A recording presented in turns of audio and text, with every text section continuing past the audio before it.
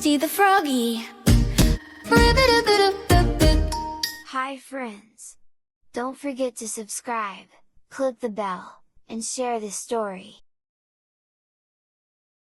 Long ago, a gentle queen looked out of her snowy window.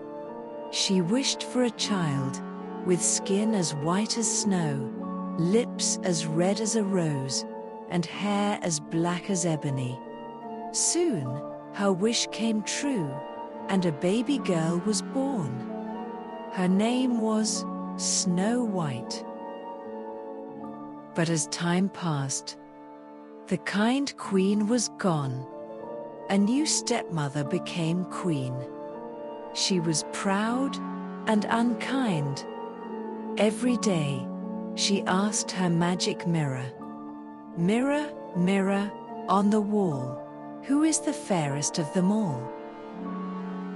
One day, the mirror answered, "The fairest is Snow White." The queen grew jealous and sent Snow White far away. Lost in the forest, Snow White grew afraid, until she met Frosty the Froggy. Frosty smiled warmly and promised to help her. Frosty guided Snow White to a tiny cottage deep in the woods. Inside, everything was small and neat. Together, they cleaned and cooked with cheer. That evening, 7 kind dwarfs came home.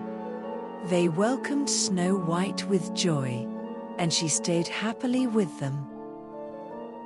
But the queen's mirror still spoke the truth. Snow White lived, and she was still the fairest. So the queen, full of anger, disguised herself as an old woman and carried a shiny red apple filled with poison. The queen offered the apple to Snow White. It looked so sweet. Snow White took a bite.